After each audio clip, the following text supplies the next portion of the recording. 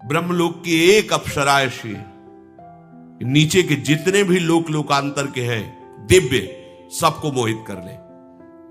वहां की अप्सरा भूमंडल पर तभी आती है जब किसी का बस नहीं होता, स्वर्गलोक फेल हो जाता है, तब ब्रह्मलोक की। एक बार महाभारत में हमने स्वाध्याय के समय पढ़ा था, शुंद उपशुंद, ये दो ऐसे जुड़वा भाई थे कि अगर इनको कोई भी क्रिया करनी तो एक साथ होती थी इनकी, थे अलग अलग ही, अगर एक की ऐसी दृष्टि गई तो उसकी दृष्टि गई, मतलब एक स्वभाव, एकदम एक रुचि, और दोनों ने भारी तपस्या की, भगवान ब्रह्मा जी को प्रसन्न किया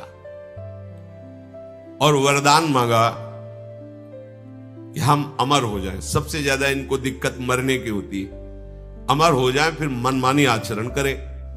तो ब्रह्मा जी को भगवान का आदेश है कि वरदान देते समय योग्यता जरूर देख लें। तो योग्यता तो थी क्योंकि ऐसी भारी तपस्या की, पर स्वभाव नहीं था इस वरदान की योग्य, इसलिए भगवान ने कहा अमर तो नहीं कर सकते, तुम बचने के उपाय में जो चाहो मांग लो। यही कहा था हिरण्यकश्यप से भी, तो उसने पूरा वरदान ऐसा मांगा कि ब्रह्मा के पास कुछ रह ही नहीं गया, बस केवल अमरत्व तो शब्द नहीं था, बकाया सब था।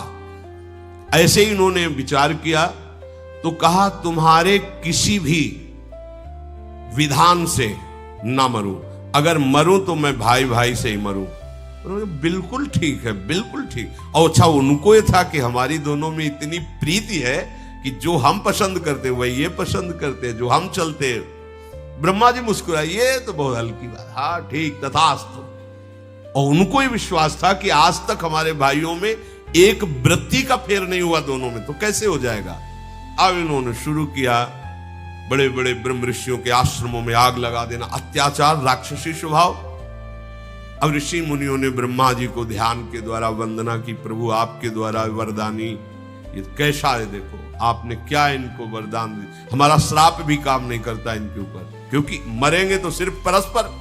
तो अब चाहे जितना बड़ा कोई तपस्वी श्राप देगा तो वो लागू नहीं होगा, जहां भस्म हो जा आगे ही नहीं लगेगी, क्योंकि वरदान ब्रह्मा जी पूरी सृष्टि की विधाता है। ब्रह्मा जी ने कहा चिंता मत करो, इनकी व्यवस्था हम कर रहे हैं। अपने यहां की एक अप्सरा भेजी जिसका नाम तिलोत्तमा था। अगर एक तिल भर कोई देख ले तो मूर्छित हो जाए, तिल की जगह। स्वर्ग में ऐसी अप्सराएं हैं कि जो ऋषियों के मन में क्षोभ पैदा कर दे। भगवान नारायण के जब नर नारायण तपस्या करे तो इंद्र ने भेजा, भगवान ने मुस्कुरा के कहा तुम्हारा नाच गाना हो गया हो तो बैठ लो, फिर चले जाना। सब आश्चर्यचकित हो गए कि नर नारायण के ऊपर भगवान ने इसे खिलवाड़ में अपनी जंगा में ऐसे किया तो उर्वशी जी प्रकट हो गई कि जो काम आया था भगवान को परास्त करने के लिए स्वयं मूर्छित हो गया उर्वशी को देख के।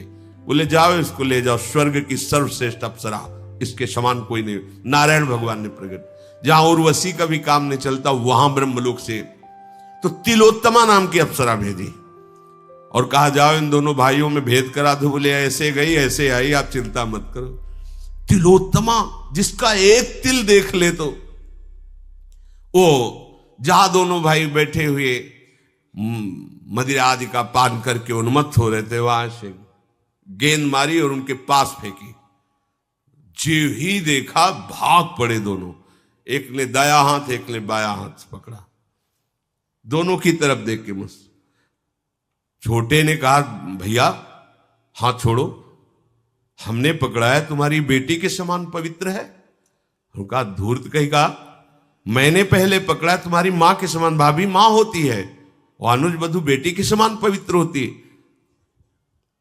तिलोत्तमा ने कहा हम तो तुम दोनों को एक ही भाव से देख रही है। बोले ऐसा नहीं हो सकता। तो बोले फिर ये तुम निश्चय करो कि हम किसकी होंगी।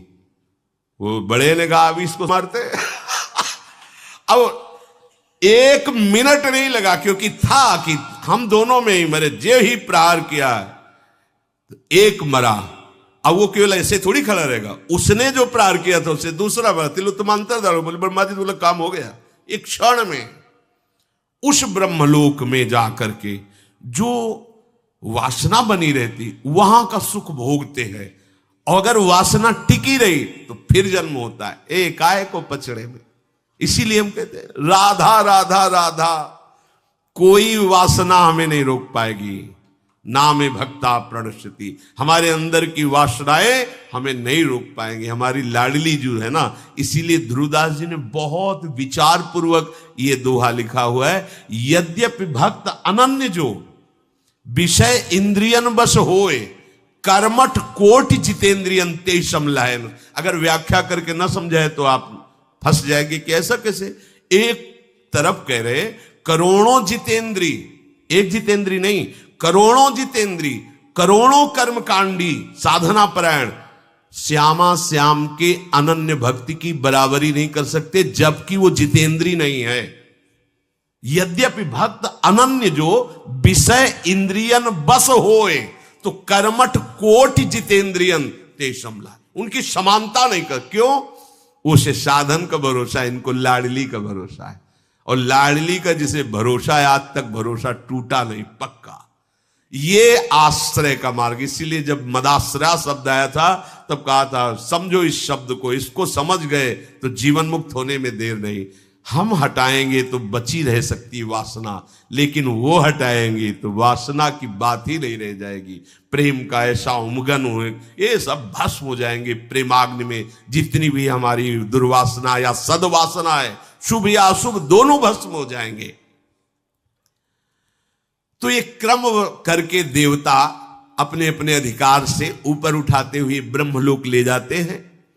और एक मार्ग है धूमौ रात्रिस्तथा कृष्ण षण्मासा दक्षिणायनम तत्र चांद्रमशम ज्योतिर योगी प्राप्य निवर्तते। धूम का अधिपति देवता, रात्रि का अधिपति देवता, कृष्ण पक्ष का अधिपति देवता, 6 महीने वाले दक्षिणायन का अधिपति देवता, इस मार्ग में छोड़े हुए शरीर वाले योगी को चंद्रमा के पास ले। चंद्रलोक, ये चंद्रमंडल तो यही है, अंतरिक्ष में ही है। जहां लोग कहते हैं चंद्रमा पहुंच गए, ये चंद्रमंडल है। इससे करोड़ों किलोमीटर दूर, करोड़ों किलोमीटर दूर, सूर्य से भी ऊपर चंद्रलोक है, वहां किसी की पहुंच है। जैसे वो चंद्रलोक हुआ है, चंद्रलोक नहीं, चंद्रमंडल। ये है अंतरिक्ष के अंतर्गत, जहां ये सर्च करके वैज्ञानिक जाते हैं। वो चंद्रमंडल है, आभा है। जैसे जल में प्रतिबिंब पड़ता है, ऐसे उस लोक में चंद्रमंडल की आभा है। चंद्रलोक, ये तो सूर्य लोक के भी, बस सूर्य लोक को क्रॉस कर सके ऐसा कोई देहधारी पैदा ही नहीं हुआ। ये जटायु और संपाति, ये भगवान गरुड़ के अंश से ही है, महान तेजस्वी बलवान। जटायु के बड़े भाई संपाति जी कह रहे थे जामवंत और हनुमान जी आदि से, जब पता चला कि जटायु जी का उद्धार हो गया और भगवान श्री राम ने अपने हाथ से अंतिम क्रिया की, तो आंसू आ गए। उनका मेरे पंख तो भस्म हो चुके हैं, तुम मुझे समुद्र तक ले चलो, मैं अपने भाई को तर्पण करूं। तर्पण किया और तब पूछा कि आपके पंख कैसे भस्म हो गए? बोले हम दोनों यौवन में थे। संपाति जी कह रहे, हम और जटायु खिलवाड़ में होड़ लगी कि सूर्य को छूना है, तो वो तो विवेकवान था, जब ताप लगा तो नीचे उतर आया, पर हम अहंकारी थे, आगे बढ़े, हमारे पर भस्म हो गए और मैं नीचे गिरा। तो आज तक मैं कष्ट भोग, सूर्य तक पहुंचना, सूर्य लोक के बहुत ऊपर चंद्रलोक है। यहां वैज्ञानिक तो बात, यहां दैवी शक्ति संपन्न जो भगवत विधान से पास है वो आगे जा सकते हैं, जैसा इसमें वर्णन है। योगी जन, ये कोई साधारण गति। तो संपाति कह रहा है कि मैं देख रहा हूं, यहां से देख रहा हूं, गीधई दृष्टि अपार, मैं यहां से देख रहा हूं। अशोक वाटिका में श्री जानकी जी शोक मुद्रा में विराजमान है। बूढ़ा हो गया हूं, नहीं तो जटायु ने तो युद्ध करके वीरगति को प्राप्त हुए, रावण को अपनी चोंच और पंजों से फाड़ के फेंक करके जानकी को उठा करके राम जी के पास रख देता, इतनी सामर्थ्य है। बूढ़ा हो गया संपाति, ऐसे साधारण पक्षी थोड़ी थे। अब सूर्य लोक जाने की इनकी भी सामर्थ्य नहीं थी, फिर चंद्र लोक तो बहुत ऊपर है। कृष्ण पक्ष का अधिपति देवता 6 महीने वाले दक्षिणायन के अधिपति देवता को समर्पित करता है और वो सकाम योगी चंद्रमा के लोक को प्राप्त होकर वहां सुख भोगता है और फिर मृत्यु लोक में जन्म लेता है। ये उन सकाम जो सुख भोग की लालसा से कामना की, तो कृष्ण पक्ष में शरीर छोड़ करके दक्षिणायन में वो फिर इस गति को, ये कोई खास बातें नहीं है प्राय इन्हीं में, पर एक अपने वृंदावन की भूमि से बोल रहे, खास बातें नहीं, खास बातें हैं आज प्रभात लता मंदिर में सुख बरसत अति हर्ष युगल भर, गौर श्याम अभिराम रंग भरे लटक लटक पग धरत। ये शोभा देखने को मिले, इनके साथ में विहरण करने को मिले, इनके श्रीअंग की सेवा को, बस इसके आगे कोई गति नहीं। मोक्ष सुख भी फीका लगता है। श्री भगवान करुणा करके कह रहे, शुक्ल कृष्णे गति हरेते जगतः शाश्वते मते एकया यात्यनावृत्ति मन्यया वर्तते पुनः। शुक्ल और कृष्ण ये दोनों गतियां अनादिकाल से प्राणी मात्र से संबंध रखने वाली मानी गई हैं। इसमें एक गति को जानने वाला जो उत्तरायण को और ब्रह्मलोक को प्राप्त होता है, यदि भगवत कृपा से ब्रह्मलोक में उसे वैराग्य हो जाए तो फिर वो मोक्ष का अधिकारी हो जाएगा, फिर लौटना नहीं पड़ेगा। और अगर वैराग्य वहां नहीं हुआ, वहां के भोग सुखप्रद लगे, तो वहां से भी हटा दिया जाएगा, फिर जन्म होगा। इसलिए गोस्वामी जी बहुत सोच विचार के कह रहे, मेरे बनाए न बनेगी कोटि कल्प लो, चूक हो सकती है मेरे से, हे नाथ आप। ये बड़ा सरल मार्ग है, सहज मार्ग है, समर्पित मार्ग है। दूसरी गति जाने वाले को निश्चित उसमें चांस नहीं है। जो दक्षिणायन, कृष्ण पक्ष, सकाम और योगी, सकामता होती है, सिद्धि हो जाए, लोक में यश हो जाए, इसके तो मोक्ष का चांस ही नहीं। पहले वाले को चांस है, जो उत्तरायण से ब्रह्मलोक गया है, वैराग्य हो सकता है। यहां श्री कृष्ण शरणागत की अभी कोई गति की बात नहीं है, अभी केवल लगन लगी है ललित त्रिभंगी से प्यार करने की। तो ब्रह्मादिक के भोग सब विष सम लागत ताही, नारायण ब्रजचंद की लगन लगी है जाए। लगन लगी तो ब्रह्मलोक तक के भोगों का वैराग्य हो गया। वो साधना करके जो प्राप्त करता उसे कृष्ण प्रेमी विष की तरह देखता, विष की तरह ब्रह्मलोक। इसीलिए ये मार्ग जल्दी पकड़ में नहीं आता। श्री कृष्ण प्रेम का मार्ग जल्दी हाथ में नहीं लगता, असीम कृपा होती है, तब ये बात समझ में आती है। इसीलिए कह रहे बहुत बढ़िया भाग्य खुल गया। मान लीजिए सही मार्ग मिलना कठिन है, ऐसे फंसे। एक उपासक आए थे प्रश्न के हित धाम में ध्यान विषय का। तो हमने कहा आपका ध्येय क्या है, ध्यान का विषय तब वर्णन करें, आपका ध्येय क्या है, क्योंकि ध्याता, ध्यान और ध्येय, आपका ध्येय क्या है। तो उनका शून्य, आंख मूंदते शून्य की भावना करते। तो हमें लगता है इसकी भावना करने की जरूरत ही नहीं है, अंधकारे अंधकार तो है, तो मान लो शून्य ही है। अरे ध्यान करो राधा नाम का तो तुम्हारा काम बन जाएगा, ध्यान करो श्री जी के गोरे चरणारविंद का।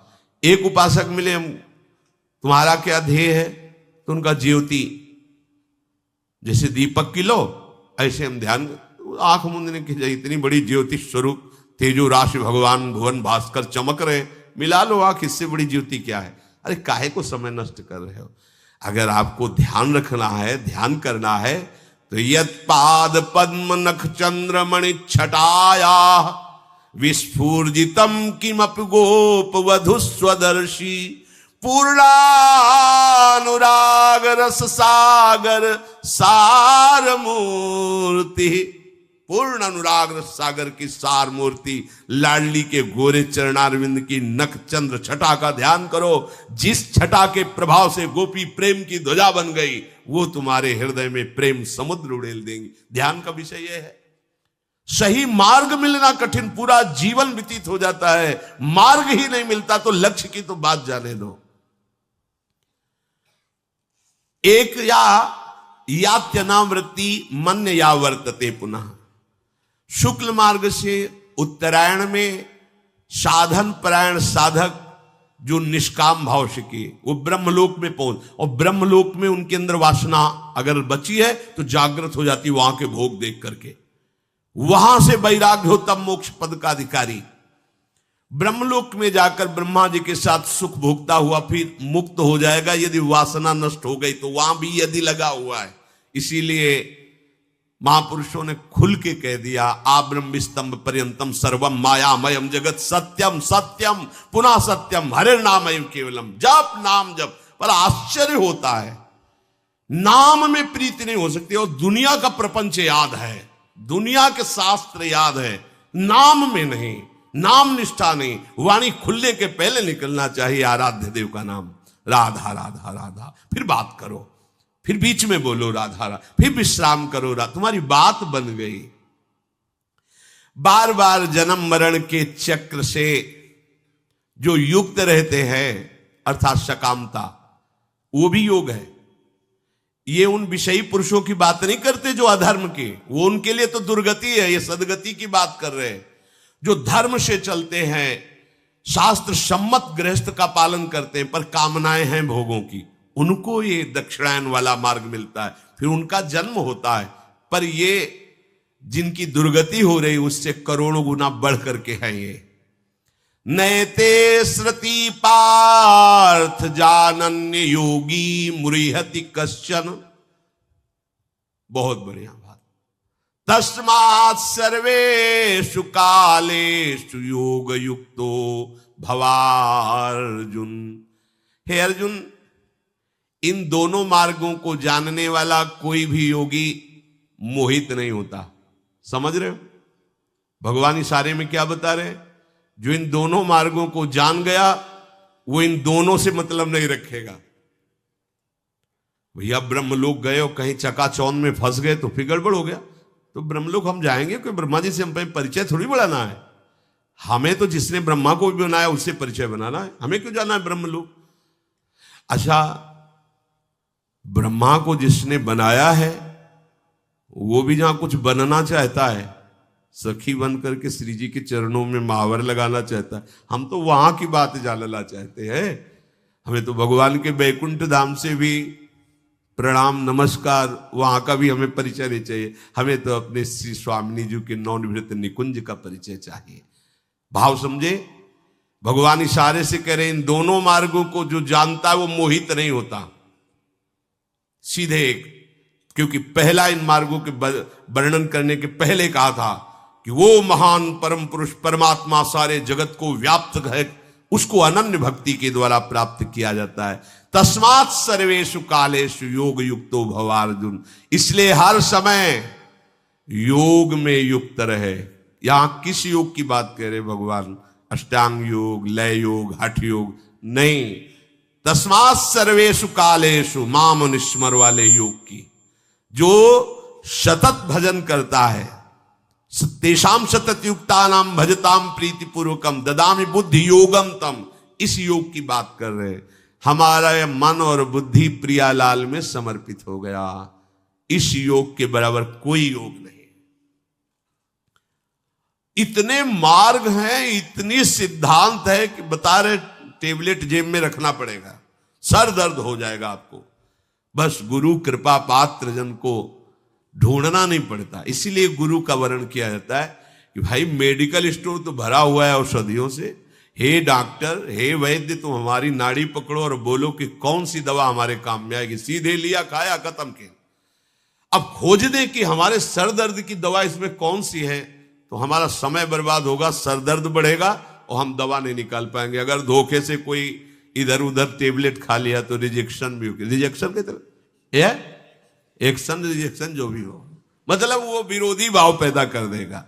ऐसे ही शास्त्र को आप मेडिकल स्टोर समझो, दवा खाना भवरोग का, और सदगुरु वैद्य हैं, उनसे दवा लो। तुम स्वयं खोज मत करो, फंस जाओगे। फिर अगर सदगुरु ने दवा निश्चित कर दी तो विश्वास, सदगुरु वैद्य वचन विश्वासा, विश्वास पूर्वक वो दवा खा लो जैसे डॉक्टर पर विश्वास करते हो। और संयम परहेज, जो विरोधी भाव, विरोधी संग, विरोधी विषय, उनकी आशा मत रखो, उनका संग मत करो तो निकल जाओगे।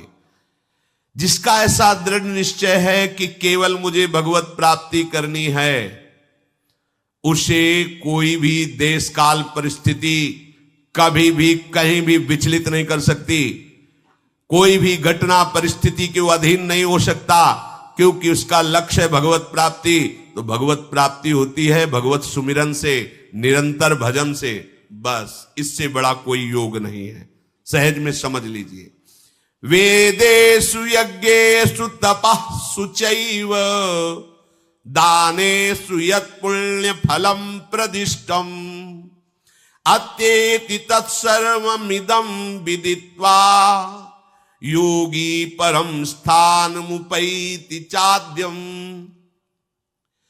जो मेरा निरंतर भजन करने वाले हैं भगवान, यहां योगी उन्हीं को, क्योंकि पीछे भगवान ने कहा था कि कर्मकांडियों से भी श्रेष्ठ योगी और ज्ञानियों से भी श्रेष्ठ योगी। तो योगी कौन? जो मुझे अनन्य भाव से भजते हैं वो सर्वश्रेष्ठ योगी है, जो ज्ञानियों से भी, कर्मकांडियों से, तपस्वियों से भी श्रेष्ठ हैं। तो यहां उसी योग का भगवान भाव कह रहे कि जो मेरे इन दोनों बताए हुए मार्गों को जानता वो मोहित नहीं होगा, वो हर समय योग में स्थित रहेगा। योग क्या? प्रभु का चिंतन, प्रभु से विमुख हो जाना ही ये हमारी दुर्गति का कारण हुआ है।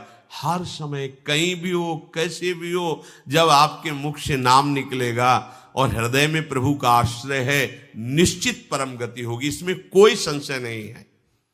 जो योगी मेरा अनन्य चिंतन करता है वो इन वर्णन किए हुए जो शास्त्र सम्मत सिद्धांत, वेदों में, यज्ञों में, तपों में, दान में नहीं फंसता। भगवान स्वयं कहते, ध्यान से सुनो, क्योंकि जितने इनके सब साधन फल करे गए हैं वो तो उसके चरण चूमते हैं। जो मेरा निरंतर चिंतन करता है उसको ये सब की तरफ बढ़ने की जरूरत नहीं। अगर आपकी नाम में रुचि हो रही तो देखना सब आपको फीका लगने लगेगा।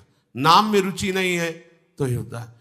जो तपों का, दान का, वेदों के स्वाध्याय का, यज्ञों का और वर्णित इन मार्गों का जो पुण्य फल कहा गया है, जो मेरा भक्त होता है इससे प्रभावित नहीं होता। ये खास बात समझो। भगवान सब वर्णन किए और बाद में कह रहे हैं इन सब का अतिक्रमण कर जाता है वो। सीधी बात, मेरी प्यारी जो प्यारी, कोई समझे या न समझे, सबसे हमारी समझ भली। ठाकुर नंद किशोर हमारे ठकुराइन वृषभान ले। समझाने के लिए प्रश्न करो, उत्तर ले लो, लेकिन हमारी समझ समझना है तो समझो। हमारी समझ कहाँ है? ठाकुर नंद किशोर हमारे ठकुराइन वृषभानु लली। प्रभु यहां कह रहे कि जो योगी है, कौन सा सतत मेरा स्मरण करता है, वो इन सब से प्रभावित नहीं होता। ना उसे उत्तरायण से मतलब है ना दक्षिणायन से। अच्छा, जैसे आप बहुत पापाचरण कर रहे हो, पवित्र तिथि में मरे, पूर्णिमा है, उत्तरायण है, क्या आपको ब्रह्मलोक मिलेगा? क्या यमदूत मार डंडे सीधे आपको नरक ले जाएंगे। ठीक है। दक्षिणायन है, कुतिथि है, कुसमय है, कुजगह है, और आप राम, हरि, कृष्ण, राधा कुछ भी बोले तो कोई नरक जाला पड़ेगा क्या? नहीं, सीधे भगवान के दिव्य पार्षद भगवत धाम। ये सिद्धांत को समझो। एक है कर के पाना, एक है हो के पाना। कर के पाने में जन्म जन्मांतर लगेंगे और हो के पाने में अभी अभी। कमा के अरबपति बनना और गोद नामे में बैठ जाना है। जो कर के पाना है वो कमा के बड़ा जन्म जन्म, और होके गोदनामे में।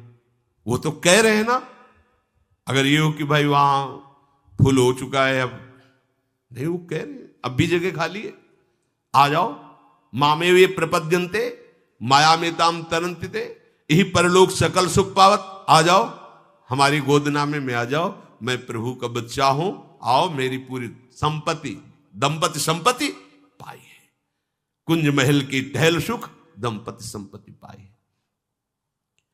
हमें अपनी भूल मिटाने के लिए बढ़िया अवसर मिला है। भूल क्या है? मैं स्त्री हूं, मैं पुरुष हूं, मैं पिता हूं, मैं माता हूं, मैं पति हूं, मैं ये भूल है।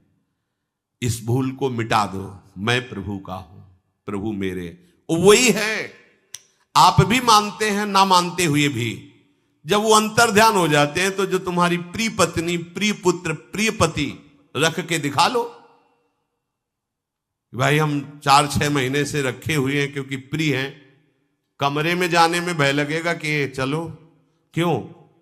वही तो तुम्हारा पुत्र है, वही पत्नी है, वही, बोले डर लगता है। अब वो कहां रहे? तो जो नहीं रहे उनको जानते थे क्या? जानते तो 5 भौतिक शरीर को थे। अब क्या डर है? अब उसी से कहो कि आप हृदय से लगाओ, वही पुत्र है तुम्हारा, वही पति। नहीं, डर लगता है। और फिर उससे कहो कि रखे रहो, काहे को रो रहे हो? रखे रहो ना, कोई नहीं ले जाएगा। इसी से तो प्यार करते, पैसा दे के कहेंगे कि इसको जला दो, जाके हटाओ इसको। अनजाने में भी तुम प्यार प्रभु से ही करते हो, पर जान के कर लो तो निहाल हो जाओगे। अपनी भूल को मिटाना है। हम लोग समझते हैं कि हम अपनी भूल को मिटा सकते हैं, पर यह निर्बलता भूल मिटने नहीं देती। अगर आप प्रभु से विमुख हैं तो कहां पुष्टता आपको मिल सकती है? अरे भाई, हम क्यों जीना चाहते हैं 100 वर्ष? नहीं जीना है। अगर हमारी लाडली जी को ऐसा ही है तो जब उनको बुलाना हो बुला ले। हम उन्हीं के लिए जीवन दिए हुए ना। अच्छा, उनको जो कराना है वो करवा रहे हैं, किसी को दुख दे के, किसी की हत्या करके, किसी के। अपना जीवन थोड़ा विचार करो। यही कर्म तो आकर के यहां हमको गिराने के लिए तैयार हुए हैं। अब एक कर्म ऐसा कर लो कि तुम गिरो ना।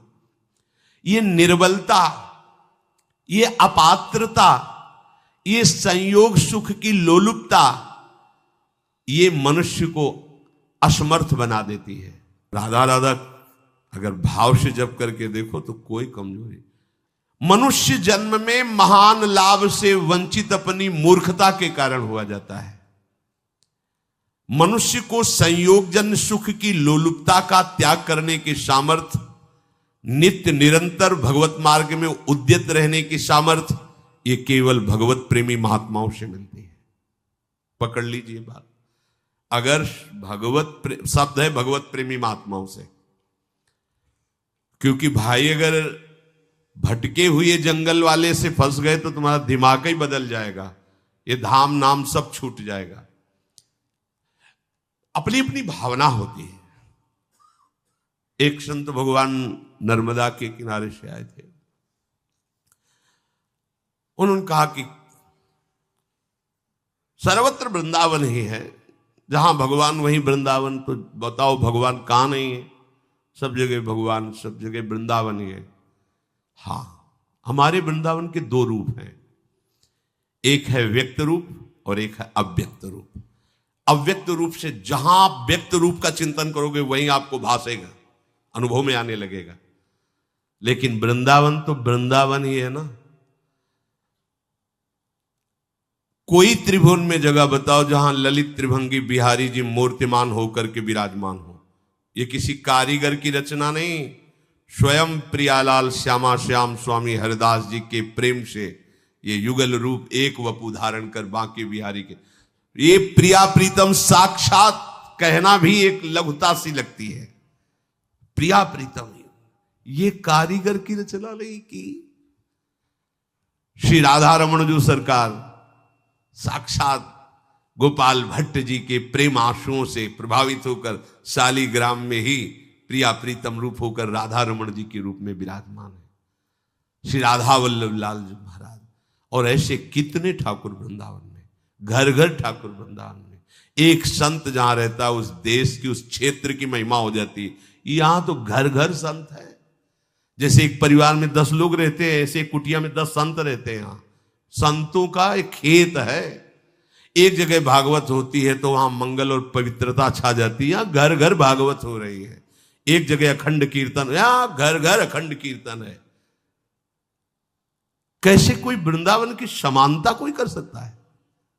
भाव से तो वृंदावन सिर्फ वृंदावन। अब आप अगर ये मान के कि संग करोगे तो वृंदावन निष्ठा फेल हो जाएगी, और जब यहां के रसिकों से बात करोगे तो कहेंगे विपिन राज सीमा के बाहर हरिहू को न निहार, रे मन वृंदा विपिन विचार। विचार करो वृंदावन की कैसी अद्भुत महिमा है। देखो वृंदावन की महिमा की, अगर बाहर हरि भी हो तो आंख उठा के मत देखना। वृंदावन परित्यज्य पादमेकम न गच्छति, खंड खंड हो जाए तन अंग अंग सत्रूक। वृंदावन ने छाड़ियो छाड़ियो है बड़ी चूक, यद्यपि मिले कोटि चिंतामणि तौ न हाथ पसार। जय श्री भट्ट धूलि धूसर तन ये आशा उर्धार, रे मन वृंदा विपिन निहार। भगवत प्रेमी महात्माओं का संग ये आपकी निर्बलता को दूर कर देगा, आपके अंदर दृढ़ भगवत भाव स्थापित सच्ची मानिए। भगवत प्रेमी महात्माओं का संग आपको बल देगा, पर इस संग के लिए जो सावधानी चाहिए और जो श्रद्धा चाहिए उसे ध्यान पूर्वक सुने। बोरी सखी जी कह रहे, हरिवंश हित जोरी उमगी, ऐसी कृपा मुँह पे करो, परिजाय यह जो स्वभाव सहज ही, कबहु अंतर जनि परो। हरिवंश जोरी श्री राधा वल्लभ लाल, रूप बेली प्यारी बनी सुप्रीतम तेरे प्रेम तमाल, दो मन मिलिए कह भय श्री राधा वल्लभ लाल। हे हरिवंश जोरी हम पर ऐसी कृपा करो, क्या मेरा यह स्वभाव बना दो सहज में, कभी स्वभाव में अंतर न पड़े। क्या? जे नाम मुख सो ले ही तुम्हरो, उमगी तिन पायन परो, तिन सो सदा आधीन बनो, दीन बाणी उच्चरो। हे लाडली लाल जो आप ऐसी कृपा कर दो, मेरा ऐसा स्वभाव बना दो कि जो आपका नाम मुख से उच्चारण करते हैं, आपके सेवक हैं, आपके जन हैं, उन प्रेमी संतों के चरणों में गिरने का मेरा स्वभाव बना दो, मैं बार बार उनके चरणों में प्रणाम करूं।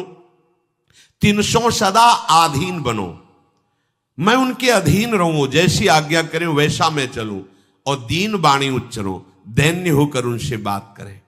छविदावरी देखत उमगी जे, नैन जल भर लावही, तीन दरस इकटक करत कबहू, नैन मम न अघावही।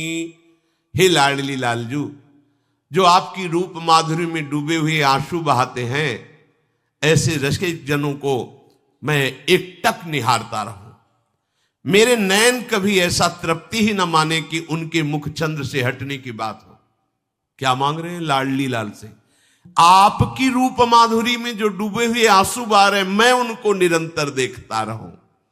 जे प्रीति सो रस रीति के, मृदु गीत उमगत गावहीं, ते प्राण हु के प्राण लागे, सदा ही मम भावही। जो प्रेम से आपकी रसरीति के लीला जस का गान करते हैं, वो हमें प्राणों से भी अधिक प्यारे लगे।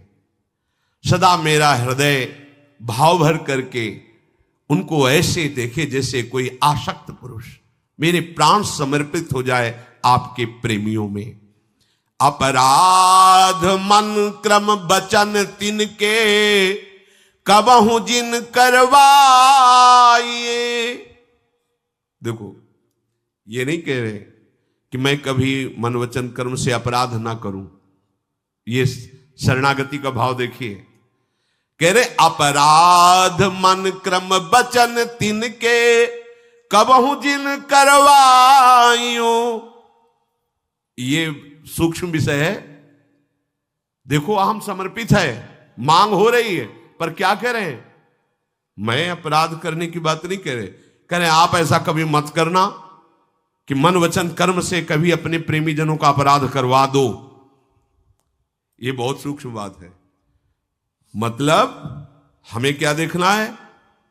ये सब कुछ श्री जी को समर्पित हो गया। अगर अब कुछ भी गलती होती है तो महारानी जो हम आपको ही पकड़ेंगे।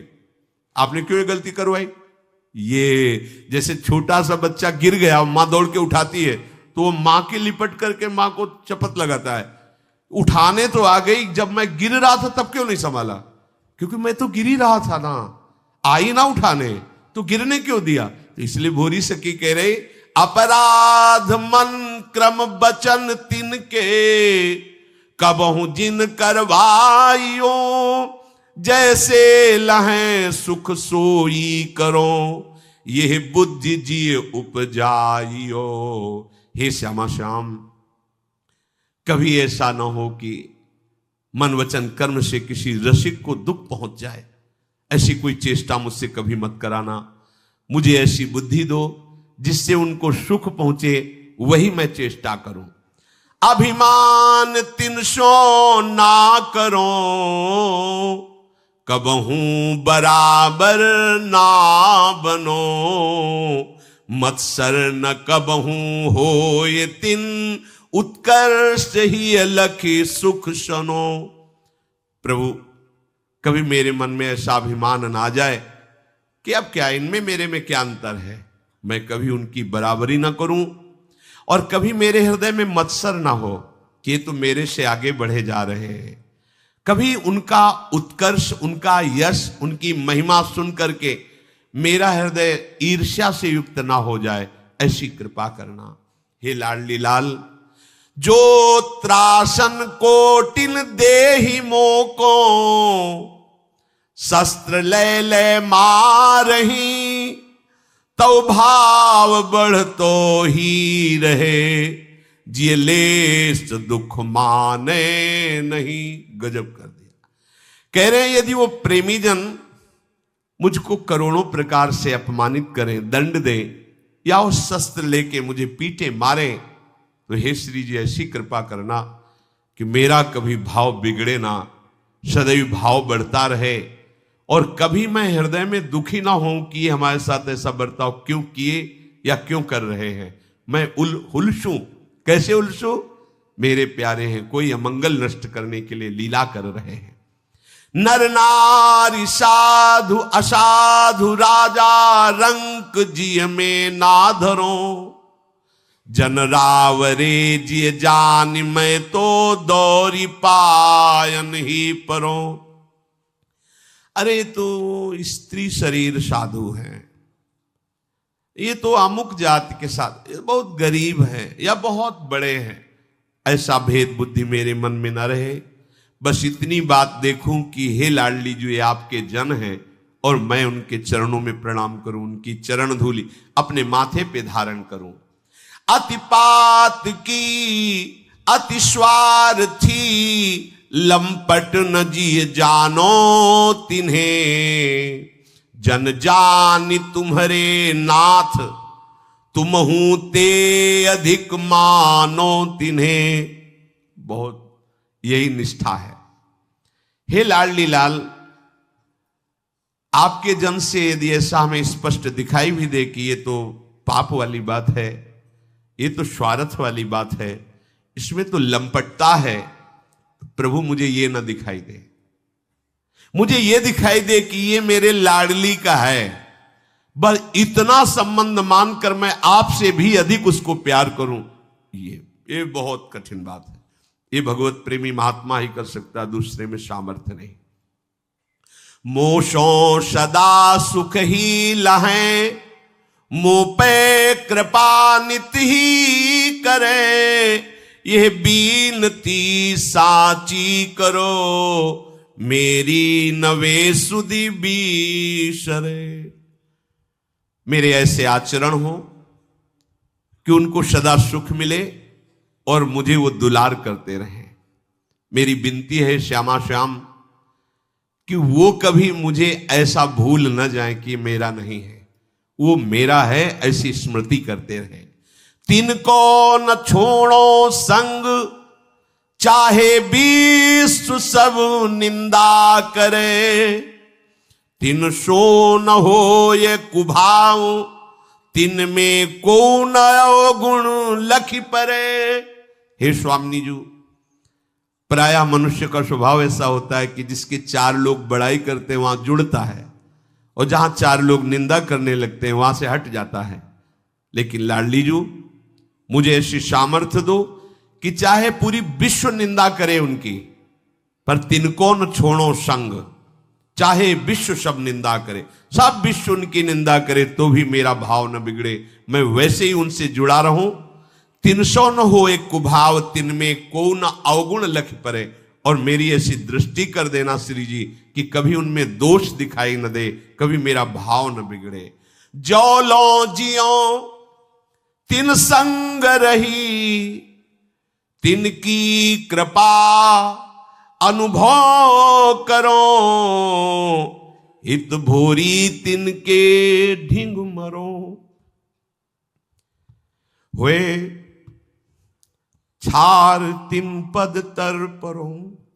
बुरी सखी कह रही, हे श्यामा जू, जब तक जीऊं तब तक रसिकों के संग में जीऊं और उनकी कृपा का प्रतिफल अनुभव करूं, और जब मरूं तो उनके चरणों के सानिध्य में मरूं।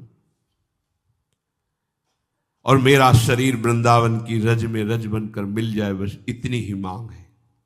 देखो, ये जब हमारे हृदय में ऐसी भावना रसिकों के प्रति हो जाती है तो फिर माया हमें परास्त नहीं कर सकती, फिर कोई भी संयोग जन्य सुख हमें भ्रष्ट नहीं कर सकता, फिर कोई भी अभिमान की क्रीड़ा हमें भगवत मार्ग से दूर नहीं कर सकती। भगवत प्रेमी महात्माओं की अमोघ कृपा होती है, महासंगस्त दुर्लभ हो। पर बस ये जो अगम्य है वो यही बात है कि हमारी गुण दोष दृष्टि होती है। कभी हमारी दृष्टि दोषमयी हुई तो हम उनको देखा तो उनमें भी दोष नजर आएगा, कहीं दोष देखकर मेरे मन में कुभाव आ गया तो मार्ग ही छूट जाएगा। इसलिए भोरी सखी कह रहे कि जौलों जियो तिन संग रहो, तिनकी कृपा अनुभव करो। हित भोरी तिनके ढिंग मरो।